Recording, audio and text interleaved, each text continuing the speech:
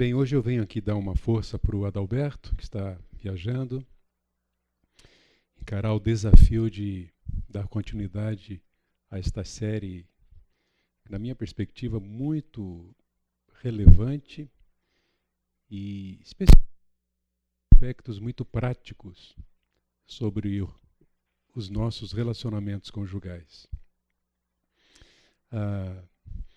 Eu costumo dizer que casamento é uma experiência de aprendizado que nunca tem fim. Aqui nesta vida, não. Nós sempre vamos aprender. Uma razão disso é que nós vivemos por fases, períodos. Núpcias, lua de mel, primeiros filhos, filhos adolescentes, filhos saindo de casa, ninho vazio, vovô e vovó.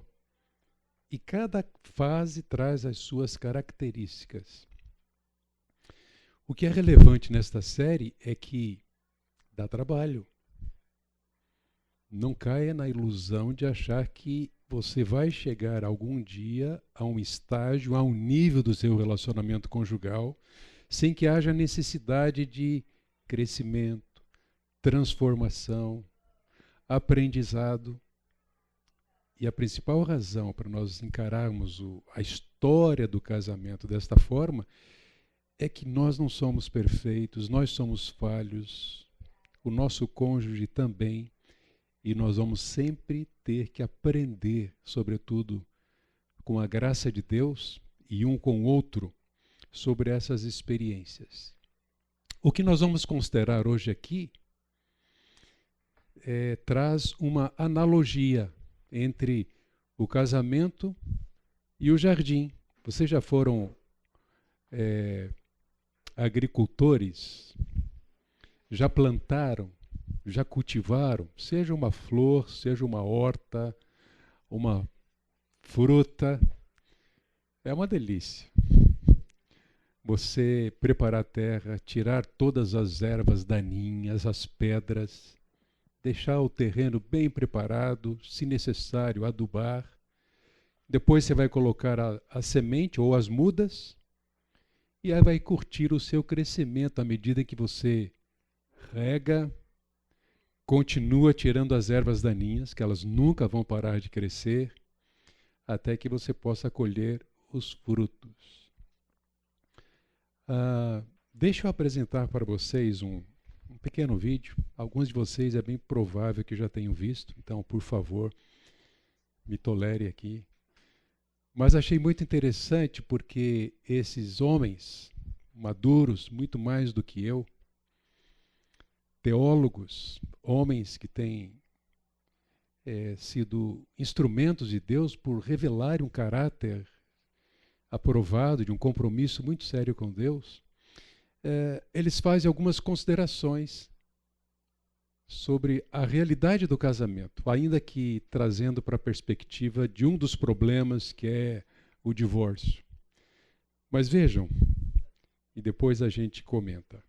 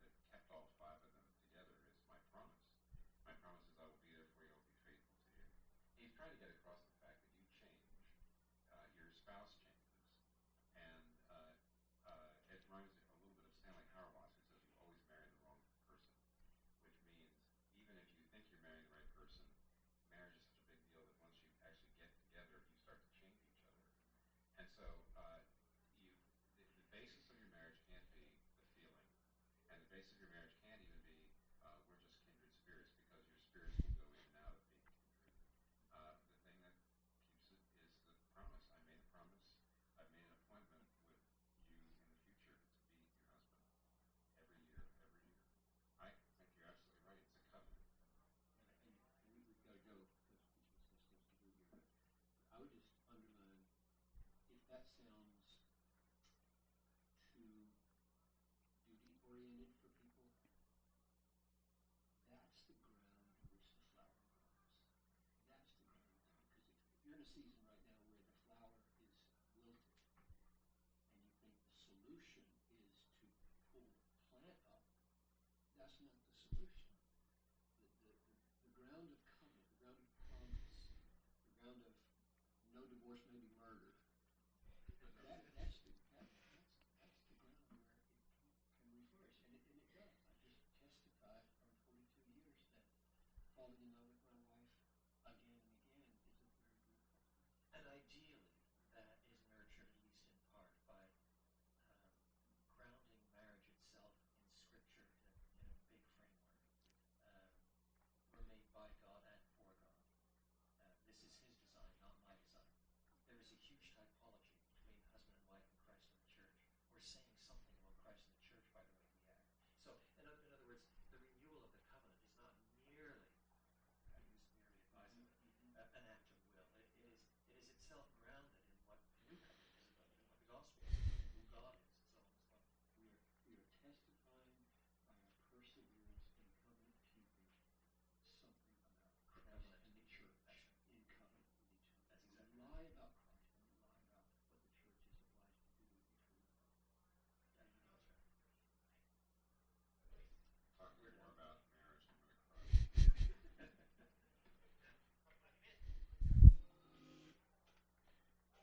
Ó Deus, dá-nos aqui a disposição para aprendermos, revendo princípios, verdades da Tua Palavra, e também, ó Deus, a mesma disposição para que possamos perceber na nossa vida, no nosso relacionamento conjugal, essas ervas daninhas que precisam ser tiradas, trabalhadas, para que a boa semente seja plantada, cultivada e sob o fundamento dessa aliança de casamento, cada um de nós possa experimentar as delícias de um relacionamento não sem problemas, mas que desfrutam a cada dia da Tua bondosa graça, da Tua instrução, da Tua soberania, do Teu cuidado. Dá-nos um bom tempo aqui nesta manhã. Eu oro assim no nome de Jesus. Amém. O caráter e o crescimento de um relacionamento conjugal depende de pequenas coisas. Durante o nosso tempo de casados, não importa quantos anos você já tenha no seu relacionamento, nós vamos completar este ano 42 de casados. Não importa quanto tempo, os nossos relacionamentos, na verdade, são caracterizados por pequenas coisas do dia a dia e não grandes eventos. Os eventos estão lá.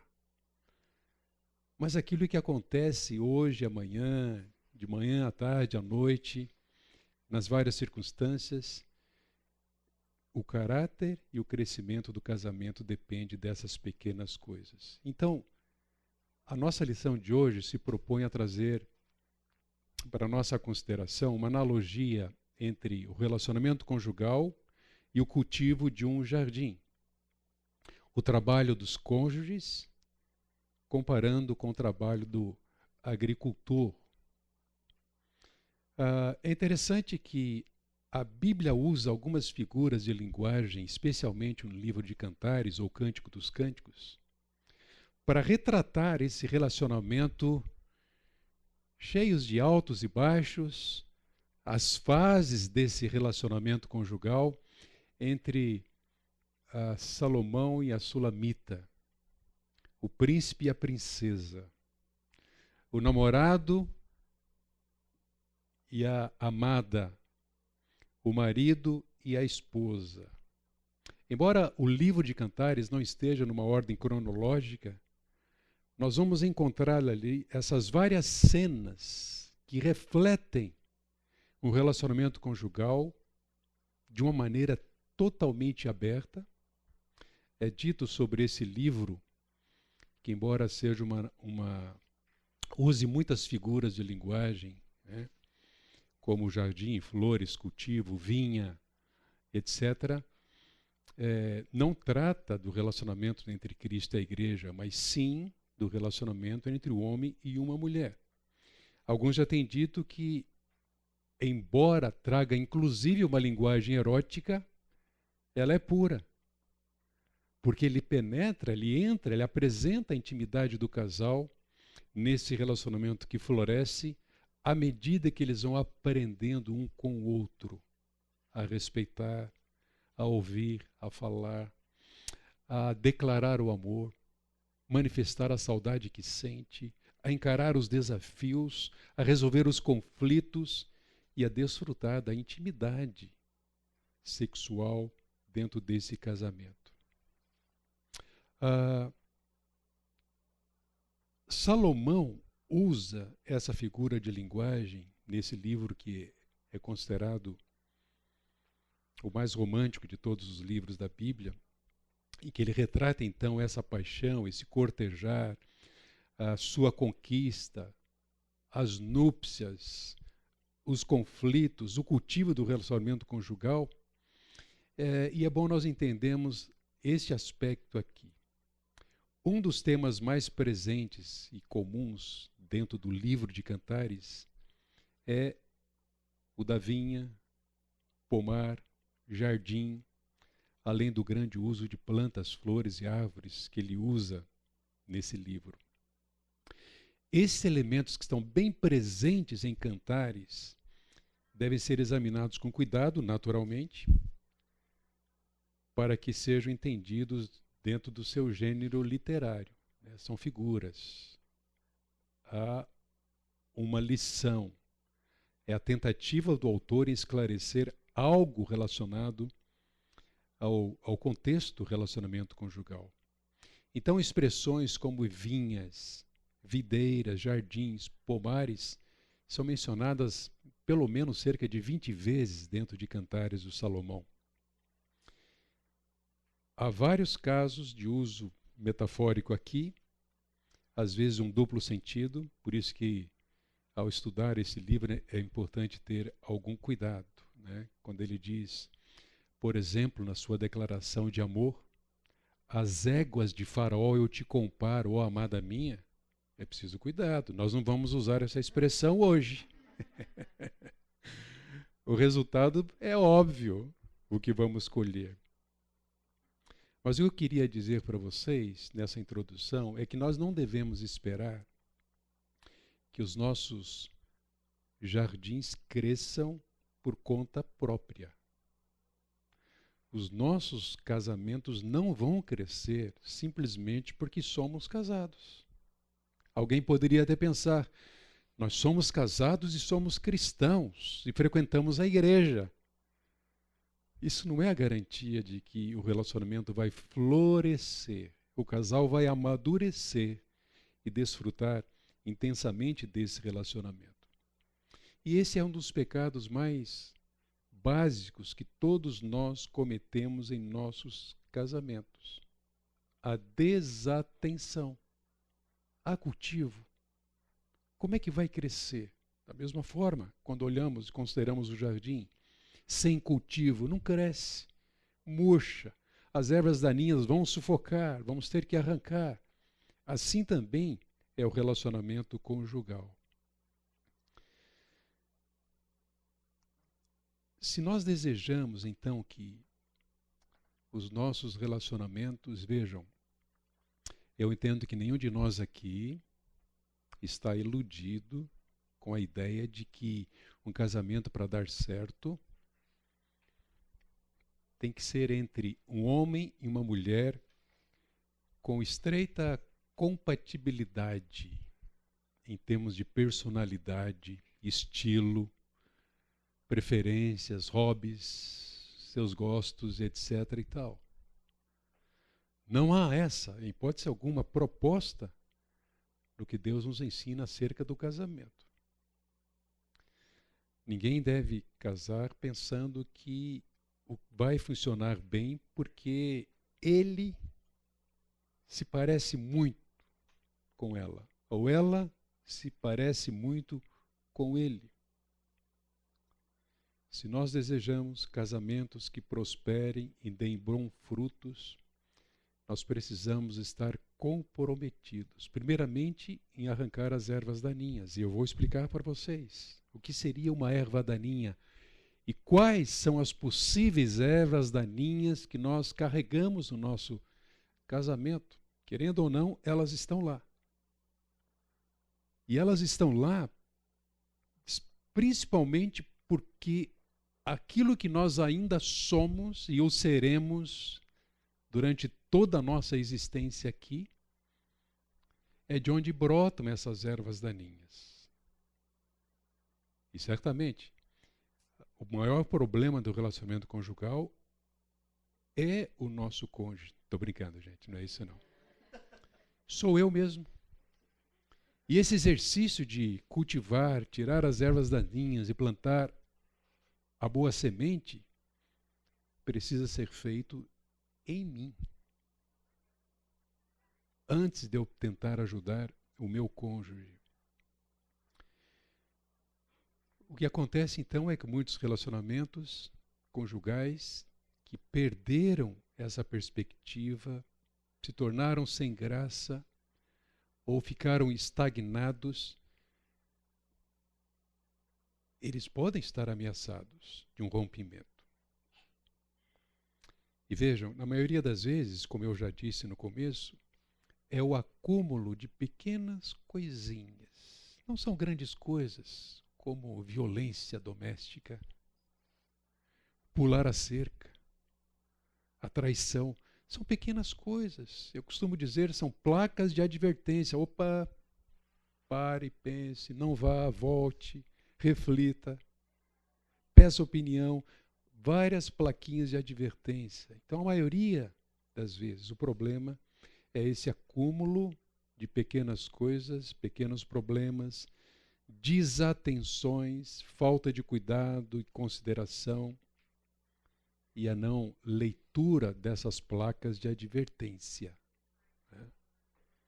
Você não é maluco se uma luz vermelha começou a piscar no painel do seu carro, você não parar ou levar a uma oficina, se não conseguir decifrar ali qual é o comando, né, para saber o que está acontecendo. Pode ser uma coisa séria, pode fundir o motor do seu carro, ou pode ser uma coisa mais simples. Por exemplo, alguns casamentos entendem que a questão principal do relacionamento é o sexo. E, na verdade, se o sexo não está bem, se esse relacionamento íntimo do casal não está legal, eles costumam a duvidar, a questionar e até mesmo a tentar apontar outras questões que nem ao menos eles têm a coragem de conversar sobre elas. Entretanto, sexo nunca foi e nem deve ser o combustível para um bom relacionamento conjugal. O sexo, tratado com tanta beleza e pureza por Deus, desde a origem, desde a criação, não só contemplando o propósito para o qual Deus fez macho e fêmea, homem e mulher, a intimidade sexual, o sexo, é expressão ou fruto do relacionamento conjugal. Mas se eu não observo as ervas daninhas de manhã, à hora do almoço, à tarde, eu vou ter dificuldade à noite. Porque a intimidade sexual e o desfrute pleno dessa intimidade, a partir da aliança do casamento, deve ser fruto de um bom relacionamento. Quando eu digo bom, gente, eu não estou querendo dizer casamento perfeito, porque não existe. Né? Naya e eu temos as nossas dificuldades, estamos aprendendo. Hoje olhamos para trás e, de certa forma, lamentamos. Puxa, se eu tivesse feito isso antes, né? Se os primeiros anos de casamento eu tivesse essa percepção, percebesse essas ervas daninhas. Essa reflexão é importante para todos nós, porque todos nós somos pecadores, falhamos, mas nós temos tudo o que Deus nos oferece para um crescimento e um desfrute cada vez maior do relacionamento conjugal. Então, todos nós temos ervas daninhas, pessoais e relacionais, que precisam ser arrancadas. É a analogia que fazemos aqui. Se elas não forem arrancadas, para que possamos plantar boas sementes, certamente que nós vamos ter dificuldades. Não vai florescer como nós gostaríamos que florescesse. Então, a partir daqui, eu queria considerar com vocês, e vocês devem se sentir à vontade para me interromper e falar, sugerir, perguntar. Eu queria considerar, então, algumas ervas daninhas a partir desse texto que nós temos em Jeremias. Vejam. Olha que hoje te constituo sobre as nações e sobre os reinos. Para quê? Que Deus estava dizendo através ao profeta? Para arrancares e derribares, destruíres e arruinares, e também para edificares e para plantares. Não é uma mensagem dirigida ao casal, não trata aqui do casamento, mas sim o propósito de Deus para o povo de Israel e através do profeta, de fato. Ele está apontando para esse trabalho de construção, mas antes ele apontava para a necessidade de se derrubar, destruir, arrancar, para que se pudesse então corrigir, construir. Notem nessas palavras do Senhor aqui ao profeta, né, que nós encontramos um modelo, um bom modelo para nós de como a transformação verdadeira e profunda e duradoura acontece. Por exemplo, se vamos construir uma casa, nós precisamos limpar o terreno, tirar o entulho, o que está lá, né, os troncos, as pedras, para que os alicerces possam ser preparados, o terreno, e depois a casa possa subir sem qualquer embaraço, principalmente que comprometa a sua construção, a sua edificação.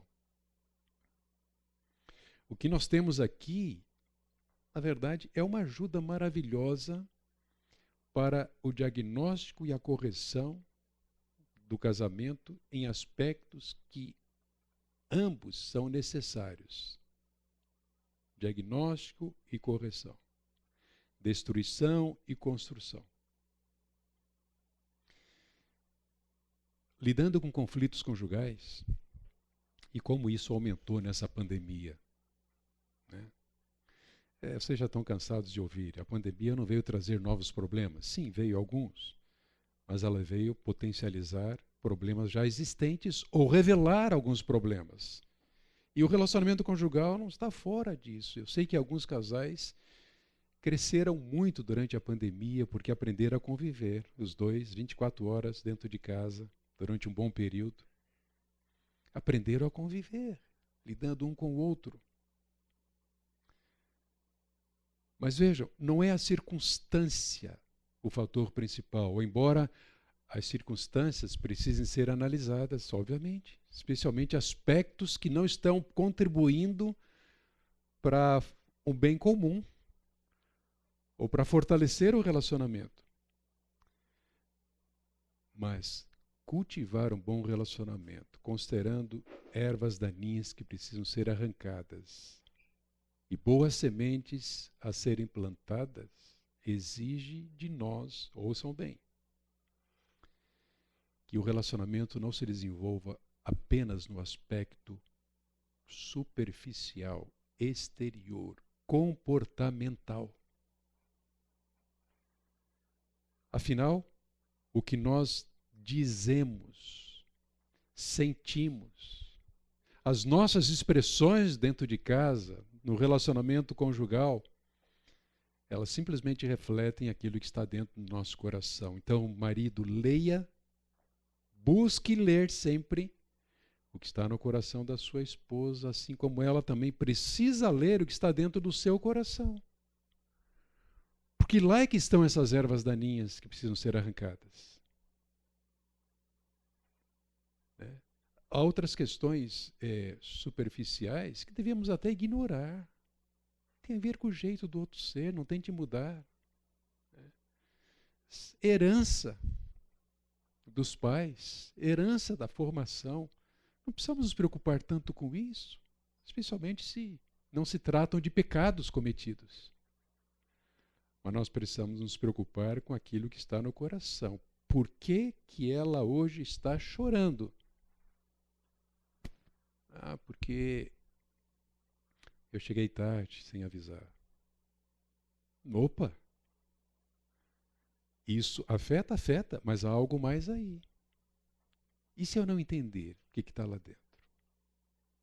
E se for alguma frustração, amargura? Se for uma falta minha, de fato, cometida ao longo dos últimos anos, que eu não estou percebendo, o chegar tarde, e como gota que faltava, apenas uma gota. Percebem? É do coração que procedem os maus desígnios, diz Jesus, a inveja, o ciúme, etc. Então, vejamos alguns desses pontos ou ervas daninhas que podem estar atrapalhando o seu e o meu casamento e podem e devem ser trabalhados. Primeiro, egoísmo. E não podia ser outra erva daninha a ser colocada aqui em primeiro lugar. Por quê? Porque aqui está mais presente. E nós não somos egoístas porque nós escolhemos ser egoístas. Não, eu não creio que você tenha no seu acordo de casamento com a sua amada deixado uma cláusula lá. Eu vou ser egoísta nessas situações. Não. Mas todos nós somos egoístas desde o nosso nascimento. É uma herança. É a nossa natureza. E se negarmos isso, nós vamos atrapalhar o relacionamento. Aliás, muitos casamentos não florescem porque há sempre essa negação. Se você não tivesse feito, se você não tivesse falado, foi aquilo que você me causou. Outro dia você fez isso e tal. E tentamos nos defender desse coração egoísta que está apontando apenas para os seus interesses.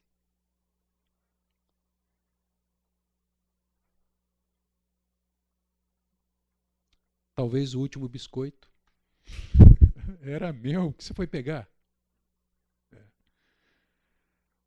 O melhor lugar na sala de TV. Opa, eu estava sentado aí. É meu lugar. Ah, não.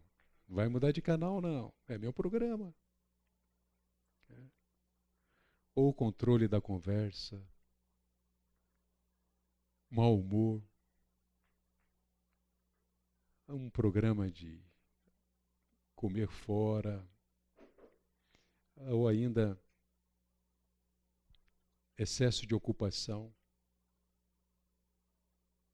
Ou seja, não importa o que você pensa, o que você sinta, o que você queira. Eu quero o que quero porque quero e quando eu quero é melhor que esteja lá. Tiago descreve esse espiral descendente pecaminosa de um desejo cobiçoso, egoísta, não controlado. Ele diz que é por isso que casais brigam. Na verdade, isso envolve qualquer relacionamento. As pessoas brigam por causa de desejos não satisfeitos. Então não é simplesmente um programa que foi frustrado, estragado, uma promessa não cumprida. Desejos não satisfeitos. E normalmente são desejos por coisas boas, legítimas, não são erradas. Só que colocamos um peso tão grande que nós estamos dispostos a brigar e a levar até o fim. E o fim dessa espiral descendente é: você errou e merece ser punido. Ocupamos o lugar que pertence a Deus. Vejam. Alguém quer ler para nós? Lê para a gente em voz alta.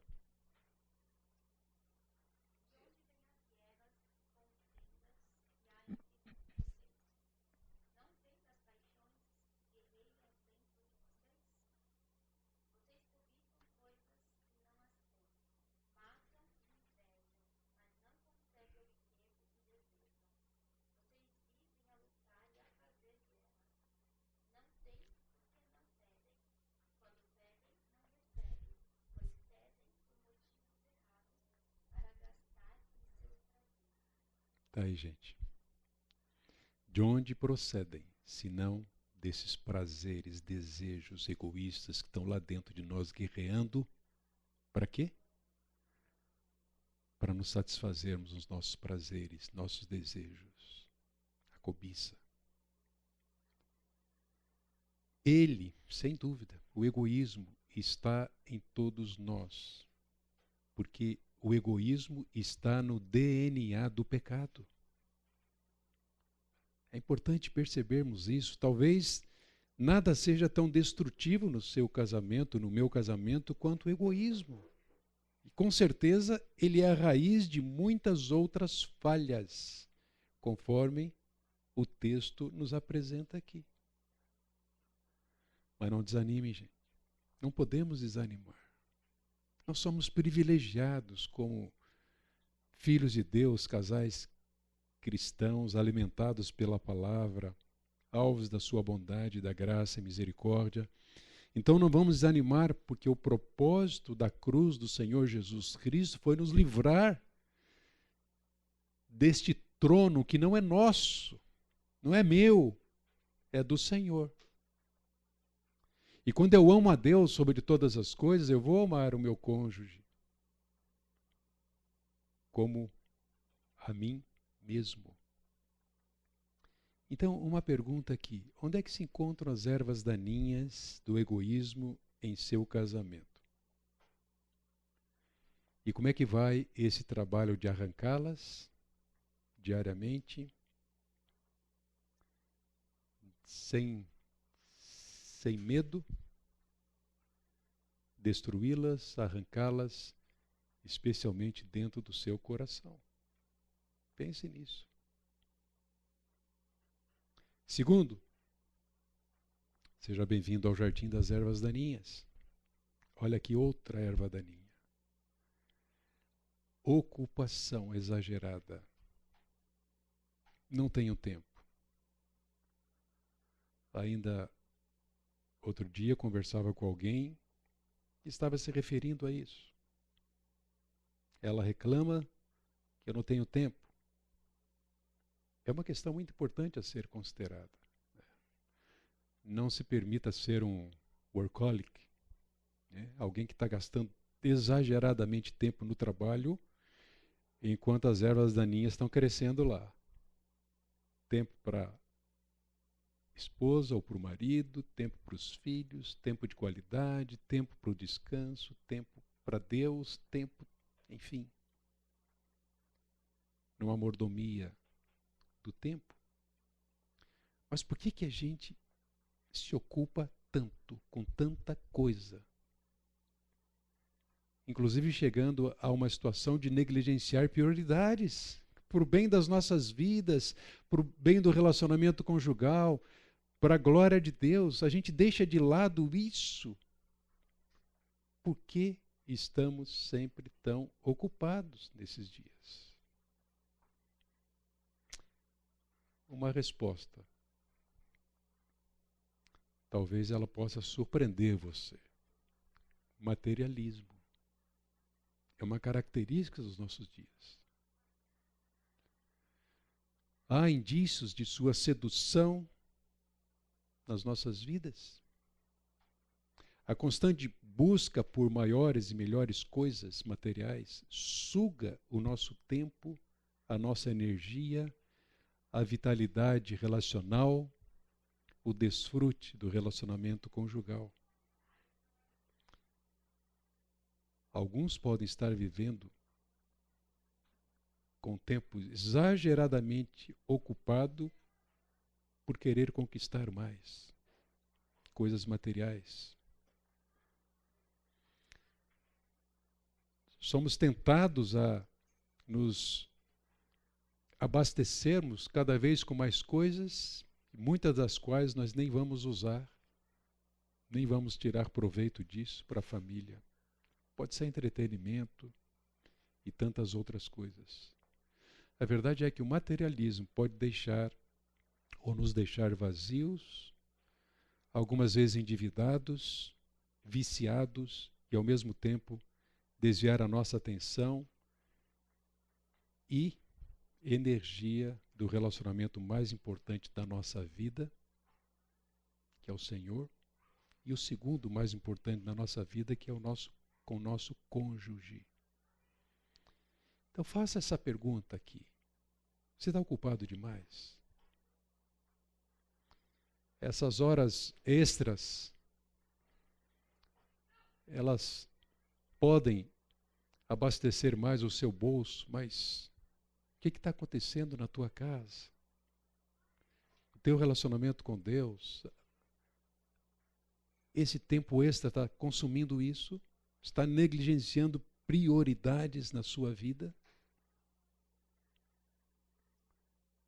O que o mantém ocupado ou exausto demais para cuidar das dificuldades do seu casamento e fazer as coisas boas que fariam o seu casamento crescer mais? 1 João 2, 15, 16 diz assim: não amem o mundo, nem o que nele há. Se alguém amar o mundo, o amor do Pai não está nele. Pois tudo o que há no mundo, a cobiça da carne, a cobiça dos olhos e a ostentação dos bens, não provém do Pai, mas do mundo. O nosso Deus propõe um coração não dividido. Percebam que a palavra concupiscência é o mesmo que um desejo forte que coloca em lugar de o amor para com Deus, o amor pelos bens, o amor pelo sucesso, o amor por aquilo que o mundo oferece. Então, um chamado à nossa atenção em relação a essa erva daninha. Há uma exortação direta do Senhor para que não amemos o mundo e nem o que nele há. Isso não é próprio de um filho de Deus. É evidência da falta do amor do Pai para com ele. E essas coisas passam. Porque nós investiríamos mais tempo, daríamos mais prioridade para as coisas que passam do que para aquelas que são eternas. Deus projetou a sua vida e o seu casamento para a eternidade. Por isso que a igreja e o seu relacionamento com Cristo, ou Cristo com a igreja, tem no casamento uma parábola viva do relacionamento entre Cristo e a igreja. Até o dia, isso é para nós maridos, em que iremos apresentar as nossas esposas. A terceira erva daninha, embora já tenha dado uma pincelada aqui sobre essa questão da desatenção, o quanto nós percebemos isso nos nossos relacionamentos. Você acordou hoje, o que você fez, em primeiro lugar? né? Talvez não o primeiro lugar, mas naturalmente você vai olhar no espelho, você vai lavar o rosto, vai escovar o dente, vai se pentear, vai se preparar. As mulheres gastam um pouquinho a mais de tempo frente ao espelho. Mas vejam, isso é natural. Nós cuidamos do nosso corpo, né? Não somos relaxados e exercemos boa mordomia também em relação à alimentação, hora de descanso, exercício. As pessoas são saudáveis porque elas dão atenção a seus corpos. O apóstolo Paulo nos diz que ninguém odeia o seu próprio corpo. Ninguém. Cuidamos dele. Versículo 29. Prestamos atenção naquilo que comemos, ficamos atentos ao primeiro sinal de algum desequilíbrio, mal-estar ou doença. E hoje em dia, com a facilidade que nós temos da medicina, né, dos exames, qualquer coisinha a gente corre e vai fazer um exame. Damos atenção às atividades físicas? Nem tanto, né? Mas julgamos importante isso para o nosso bem-estar, né? Eu desço o elevador toda terça e sexta-feira com a minha esposa, pouco antes das 6, para fazer exercício lá embaixo, na academia do condomínio, com aquele sorriso, né? E agora começa a refrescar um pouco à noite. Que delícia sair da cama. Não, mas eu sei que isso tem feito muito bom. Sabe aquelas dores? Ai, dói aqui, dói aqui. Como ajuda o exercício físico, a disposição para o dia. Então eu cuido de mim. Minha esposa cuida de mim. Também cuidamos um do outro. Você lembra da sua época de namorados? Hã? O quanto você prestava atenção em tudo. Estudioso da personalidade dela ou dele, querendo agradar o tempo todo, até mesmo aceitando algumas preferências políticas contrárias à sua. Maravilha, namoro. Porque o seu objetivo era conquistar. A Inaya sempre me lembra, quando eu falo do nosso tempo de namoro e conquista,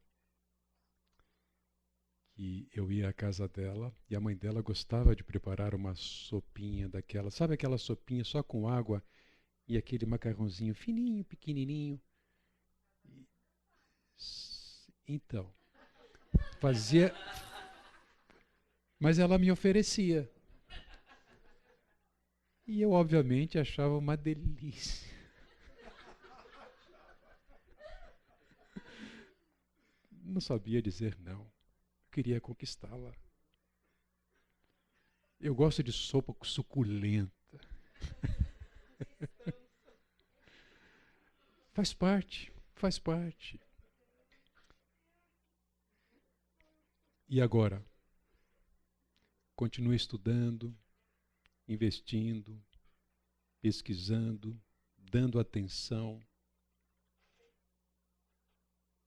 Por que não? Seu casamento hoje existe mais compreensão, união, amor, mais dádivas e mais serviço que quando vocês se conheceram, namoraram e até mesmo no começo do seu casamento. Esse deveria ser um resultado de um relacionamento que está sempre cuidando das ervas daninhas e plantando boas sementes, especialmente no coração. Ou vocês estão se perguntando o que foi que aconteceu conosco? O seu casamento sofre de desatenção, comodismo, negligência do trabalho necessário para manter a saúde, a boa forma do seu relacionamento? Vejam. Da mesma forma, os maridos devem amar as suas mulheres como a seus próprios corpos. Quem ama sua mulher ama a si mesmo. Além do mais, ninguém jamais odiou o seu próprio corpo. Antes, o alimenta, dele cuida, como também Cristo faz com a igreja, pois somos membros um do outro. Considere isso diante de Deus com sinceridade. Há desatenção no seu relacionamento? Peça a Deus coragem, sabedoria e força para você dar mais atenção ao seu cônjuge. Mais uma erva daninha. Bem-vindos. Autojustificação. Essa encrenca começou lá no Éden. Foi a mulher que o Senhor me deu. Foi a serpente. E assim começa a história do homem, da mulher, do casal, da família, da sociedade. Autojustificação. Qual foi a última vez que você recebeu uma crítica do seu marido ou da sua esposa? Como é que reagiu? Críticas fazem parte da vida. É impressionante como que nós facilmente nos livramos de qualquer crítica ou tentamos nos livrar delas como se fosse um mal tremendo. Há proveito nas críticas. Considere isto. Para que você saiba lidar bem com a crítica que recebe, seja ela justa ou injusta, ouça primeiro, não se precipite. Você precisa entender o que o outro está querendo dizer para você. A comunicação é importante aí, saiba ouvir respeitosamente antes de falar alguma coisa. Ouça a crítica. Segundo, avalie. A crítica que você recebeu, ela é justa? Faz sentido? Você teve alguma responsabilidade no problema? Foi alguma negligência? Ou não foi? Pode não ter sido. Avalie a crítica. Depois, o terceiro passo. Não joga fora. Porque quando nós recebemos uma crítica do nosso cônjuge, especialmente, sendo ela justa ou injusta, Deus está querendo trabalhar em nós e na reação que nós vamos manifestar à crítica que recebemos. Deus se importa com a maneira como nós vamos reagir às críticas da nossa vida, às ofensas que nós sofremos nesta vida. E então, responda positivamente às críticas, porque há proveito nelas. Te levou a pensar, a ponderar, a valorizar, quem sabe da próxima vez agir de uma outra maneira. Ou então, o proveito do perdão, você vai perdoar, porque a crítica foi injusta, mas você pôde esclarecer. Percebem? Houve ganho aí, nesse processo, de não jogar fora, fechar a porta, não querer saber ou partir para revidar, ouvir, avaliar, valorizar e responder à crítica. Não é algo agradável. Você fica feliz quando é criticado? Você já agradeceu a Deus, obrigado, Senhor, pela crítica que eu acabei de sofrer? Tirou proveito? Ou evita, fica irado, tenta justificar ou se justificar? A grande questão é que a autojustificação tem impedido casais de observarem e arrancarem pela raiz as ervas daninhas. É como se alguém ou nós pudéssemos ser impecáveis ou alcançarmos a impecabilidade. Eu não. Sou justo. Sou o cara mais honesto da face da terra. Eu não faço isso, não revido, não ofendo, não guardo amargura. Nunca pensei em homicídio. Pensamos, nós pensamos. Não queremos pensar, mas pensamos. É a nossa natureza. Não há nenhum proveito na autojustificação. Esses problemas são para que recorramos mais à cruz de Cristo e lá, sim, lá, sejamos abençoados, experimentemos mais da sua graça. Então pense nisso. Quais pensamentos, desejos, motivos, alvos, escolhas, palavras ou atos precisam ser arrancados para que o seu casamento experimente o que Deus deseja? Alguns provérbios sobre essa questão da autojustificação. Alguém pode ler o primeiro?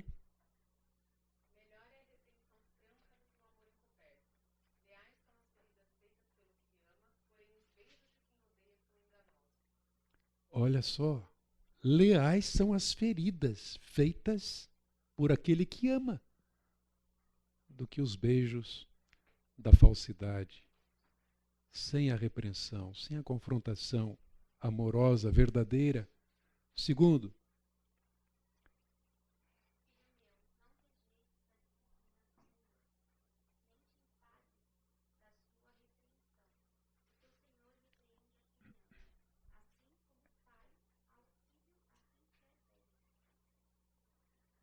não rejeite a repreensão.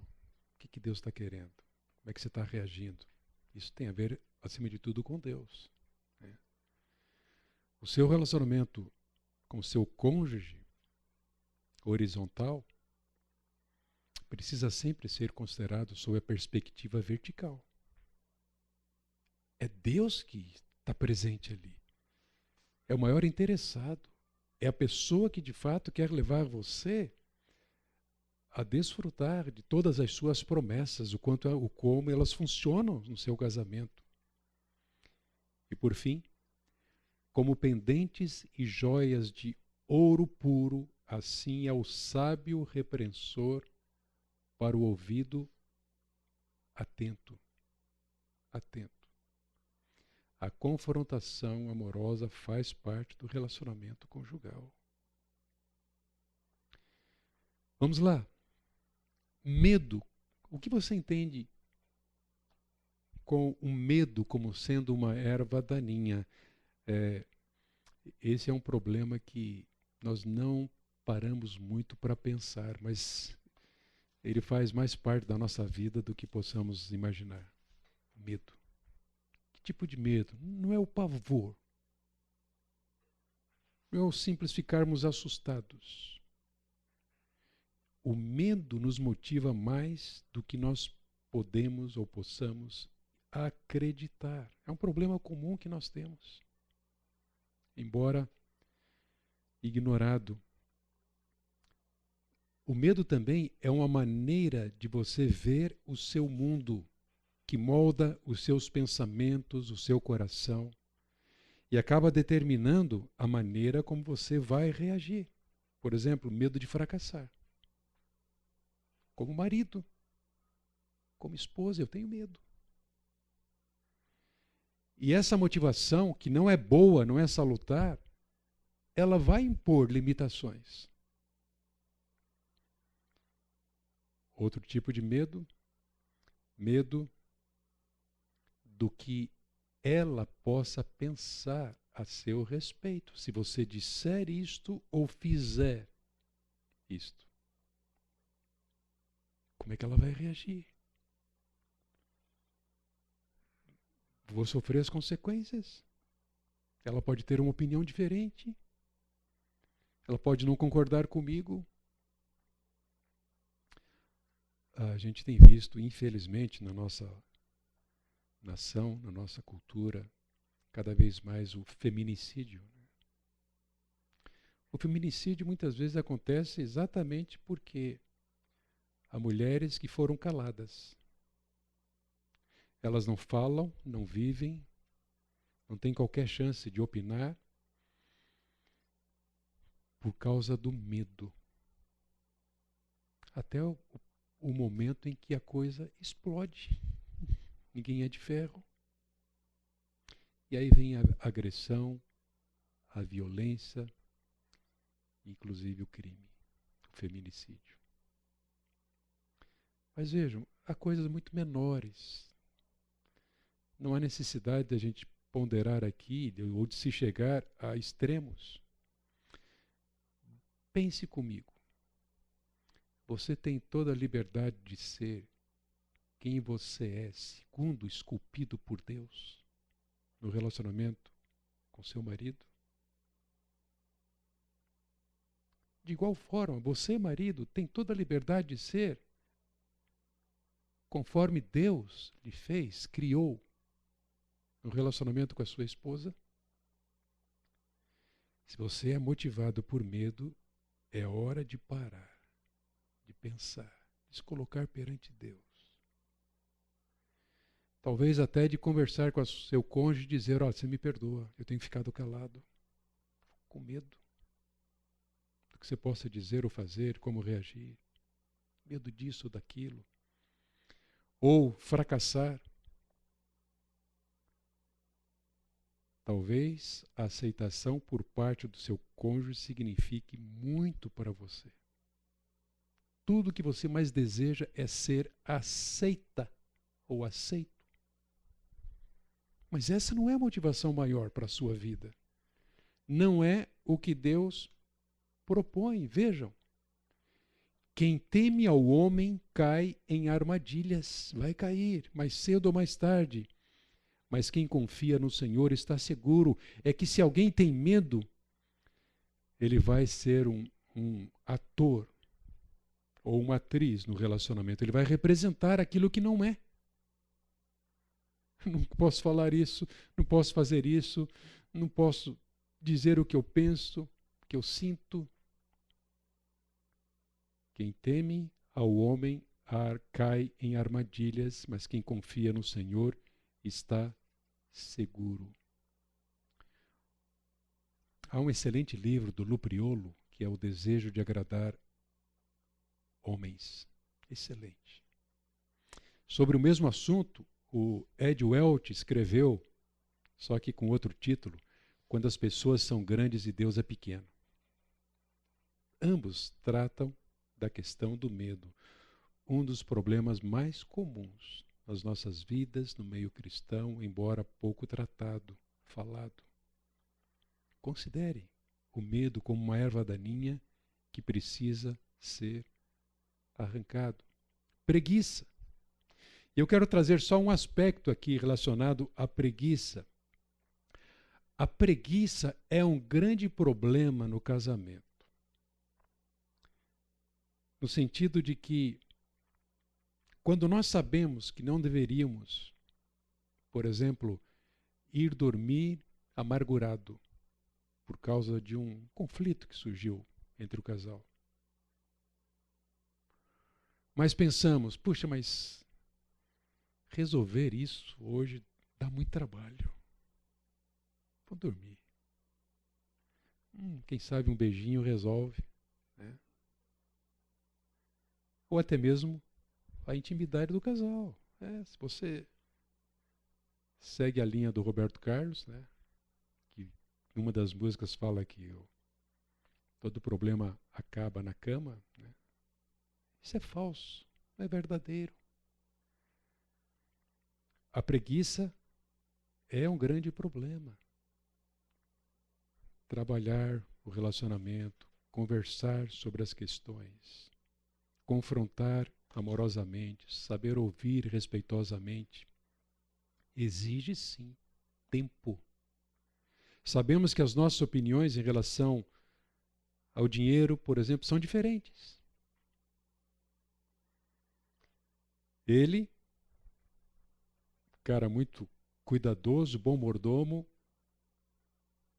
ele não segura o cartão de crédito, ele dá para ela o cartão de crédito e estabelece R$30 por mês, o limite.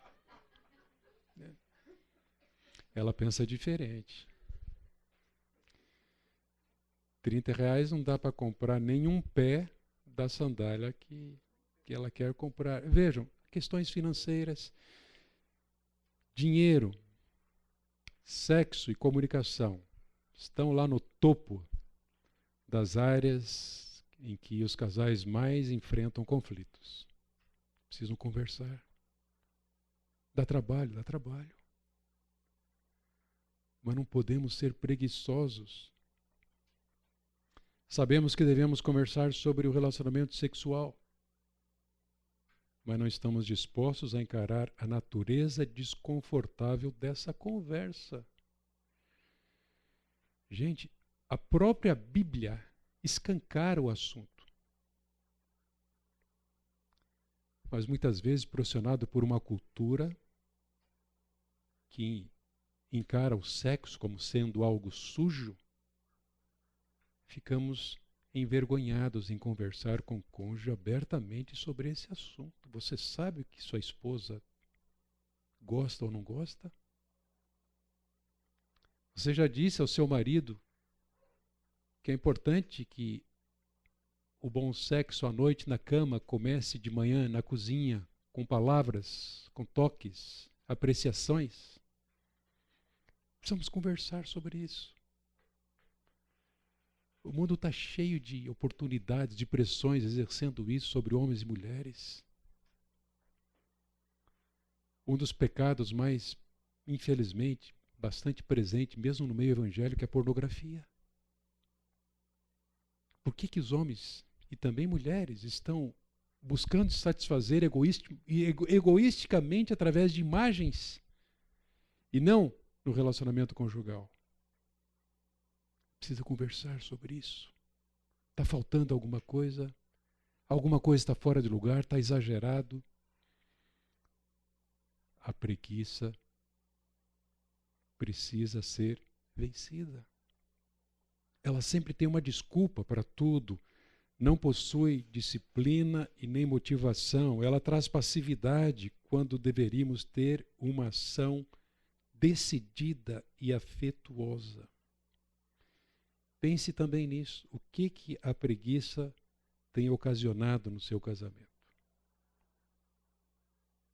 Aquela torneira quebrada, você prometeu consertar antes da pandemia. E ficou em casa há muito tempo durante a pandemia, a torneira continua com o mesmo problema. Decepção, desencorajamento, insatisfação, problemas são frutos da preguiça. Que tal nos levantarmos e começarmos a arrancar também essa erva daninha e outras? Seja do egoísmo, da ocupação exagerada, da desatenção, da preguiça.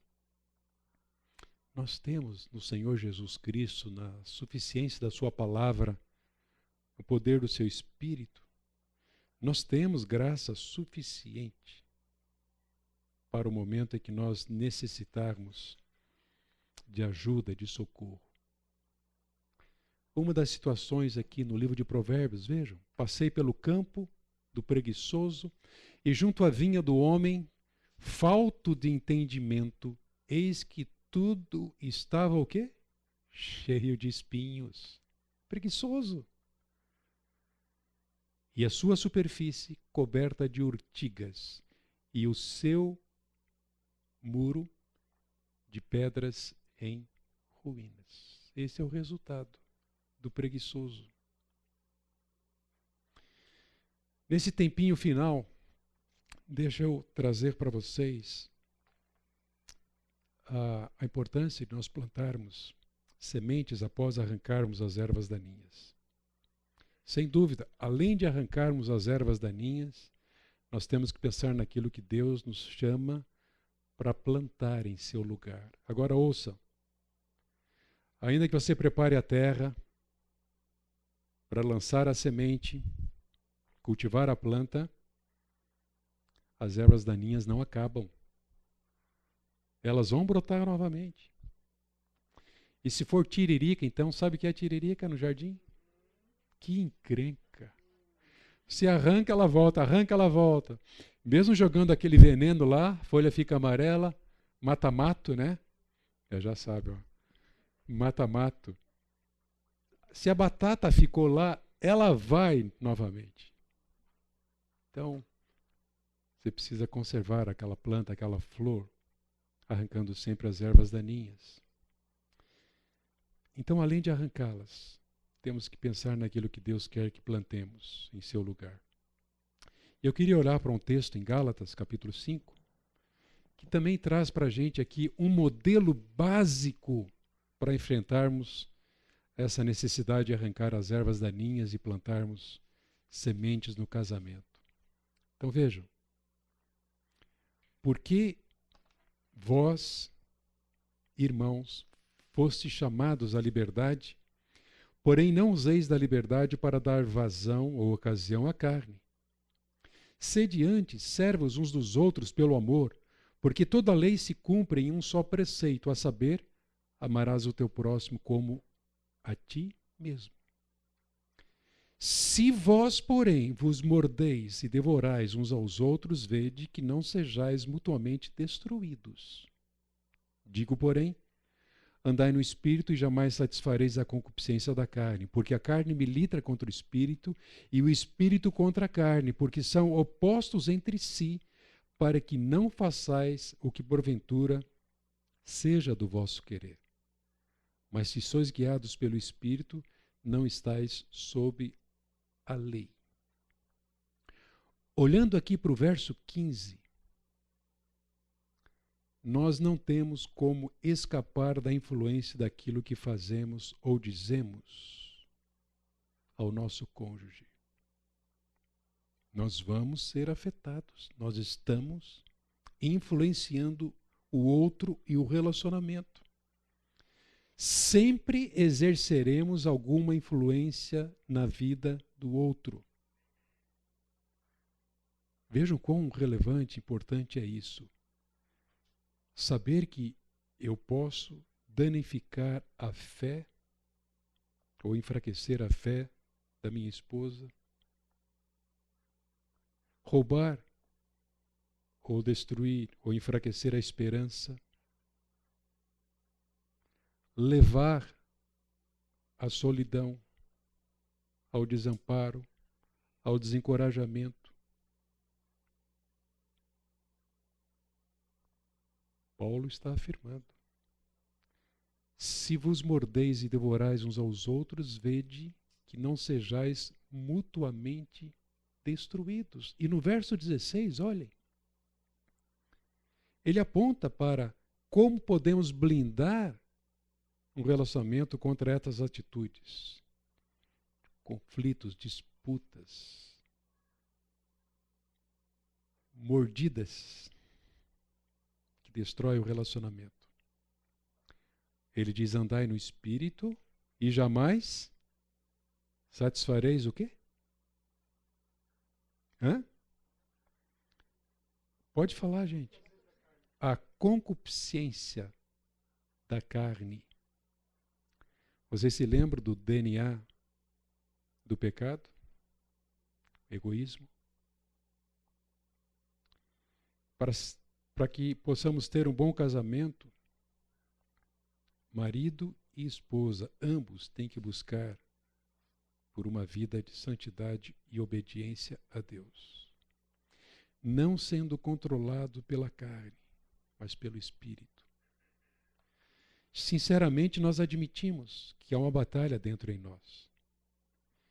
Que não é o que o outro fala ou faz ou deixa de fazer que nos torna mais pecadores, agressivos, indiferentes. Não. É o pecado que em nós habita. Como Paulo disse, há uma batalha dentro em mim. Desventurado homem que sou, quem me livrará disso? Temos que nos sujeitar a Deus em busca da santificação nos nossos relacionamentos. Aliás, não somente a sua vida em Cristo Jesus, mas também o seu casamento envolve um processo contínuo de santificação, ou um processo de santificação progressiva. Não tem fim. Aquela obra que Deus começou em Cristo, Ele há de completá-la até o dia do Senhor Jesus Cristo. Paulo, nessa passagem aos Gálatas, Ele nos chama a plantar sementes, boas sementes. Vejam o que ele diz. Porque vós, irmãos, fossem chamados à liberdade. Estamos livres do peso, da penalidade, do fardo do pecado nas nossas vidas. Isso é ser livre. Livre para sermos autênticos, genuínos. Livres para crescermos à estatura do Senhor Jesus Cristo. Mas ele diz: porém não useis da liberdade para dar ocasião à carne. Sede antes servos uns dos outros pelo amor. E depois no verso 14, olha lá, ele continua: porque toda lei se cumpre em um só preceito, a saber, amarás o teu próximo como a ti mesmo. Você sabe de cor esse texto. Eu sei de cor. Mas o quanto nós consideramos o que está implícito aqui nesta verdade bíblica. Isso tem a ver com o seu casamento e com todos os seus relacionamentos horizontais. Então a pergunta que eu faço é: como é que o amor pelo próximo cumpre tudo aquilo que Deus nos chamou a fazer? Amarás o teu próximo como a ti mesmo. Como? A resposta não é complicada, gente. Aquele que ama a Deus acima de tudo, também ama o seu próximo como a si mesmo. Agora vejam que conclusão nós chegamos. Então, o problema principal do nosso casamento não é que não amamos o outro o bastante, mas sim que não amamos a Deus o suficiente. Em última análise, casais brigam, contendem, mantêm conflitos, porque eles não amam a Deus acima de tudo. É a minha luta, é a sua luta, é a nossa realidade. Se amarmos a Deus acima de qualquer outra coisa, opa, vamos nos ver livres dos problemas, mas nós vamos lidar com eles com sucesso. Porque quando amamos a Deus sobre todas as coisas, nós vamos dar atenção ao nosso cônjuge. Nós não vamos ser preguiçosos, não vamos ter medo, vamos ser transparentes. Não vamos ser egoístas. Vamos procurar o bem, o suprimento do nosso cônjuge. E eu sei que você e eu precisamos de ajuda. Não é ajuda do seu cônjuge. É ajuda de Deus. Porque não há como nós amarmos ao próximo como a nós mesmos sem a graça de Deus. Então você é um privilegiado. Porque essa graça, um dia ela se manifestou na sua vida, não apenas trazendo a sua salvação, mas é a mesma graça que te capacita, treina, para que você possa levar essa vida piedosa que Deus deseja, conforme Tito vai nos dizer. Então, de forma prática, devemos nos comprometer a procurar por maneiras práticas para amar o cônjuge, seja ajudando em tarefas diárias. Lá em casa, o compromisso que eu assumi é que todos os vidros da sacada são por minha conta. Então, eu tenho que limpar aquilo lá. E alguns sábados, não é todo sábado, graças a Deus, mas em alguns sábados eu gasto ali umas 3 horinhas, que são muitos vidros.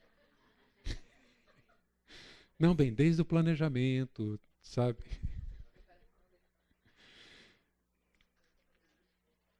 Ajudando nas tarefas, desligando a TV para conversar, mantendo o WhatsApp, dizendo eu te amo, controlando o seu tempo no WhatsApp. Uma pergunta: o seu cônjuge diria que você é uma pessoa amorosa? Também servirmos com amor, comunicando apreço pelo outro, agradecendo a Deus pelo casamento. O seu cônjuge diria que você é uma pessoa grata? Servir com amor também é ter um compromisso em ser um pacificador, evitar perder a paciência. No que depender de você, você vai promover a paz, não vai entrar na briga. Ficar com raiva, decepcionado.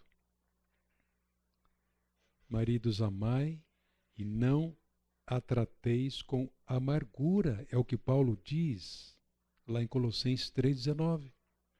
Amem suas mulheres e não as tratem com amargura. Mas servir com amor é também ter o compromisso de promover a paz, evitando perder a paciência e ainda, olhando para para Romanos 15, 5 e 6.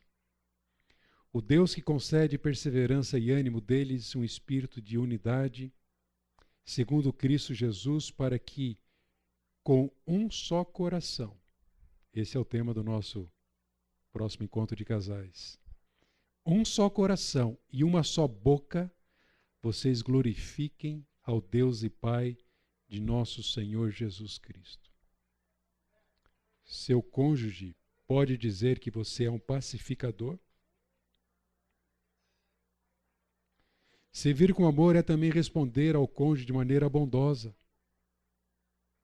Conforme estas palavras de Paulo aos Colossenses.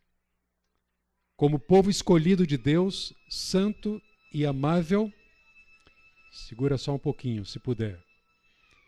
Revistam-se de profunda compaixão, bondade, humildade, mansidão e paciência.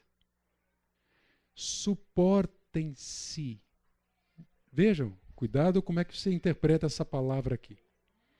Não é do tipo, já que eu estou casado mesmo, tem que aguentar.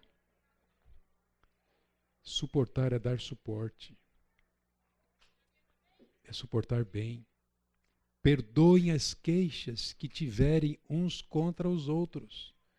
Perdoem como o Senhor lhes perdoou acima de tudo, porém revistam-se do amor, que é o elo da perfeição. O seu cônjuge diria que você é uma pessoa bondosa? Queridos, como eu disse, a solução não está no seu cônjuge nem em você. O problema maior não é seu cônjuge, é você. Mas é o mesmo Deus que dá graça a todos para arrancarmos as ervas daninhas e plantarmos as sementes que vão frutificar para o bem do casal, da família e para a glória de Deus. Portanto, esta é a oração que devemos fazer. Achegarmos-nos confiadamente junto ao trono da graça, a fim de recebermos misericórdia e acharmos graça para socorro em ocasião oportuna. Porque essa mesma graça, a esperança para nós e nossos casamentos, ela se manifestou salvador a todos os homens.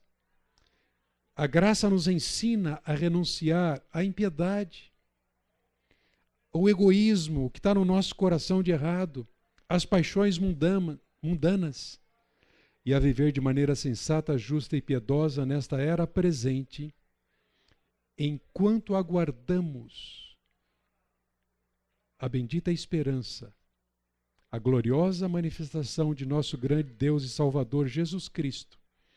Ele se entregou por nós, a fim de nos remir de toda maldade e purificar para si mesmo um povo particularmente seu, dedicado à prática de boas obras.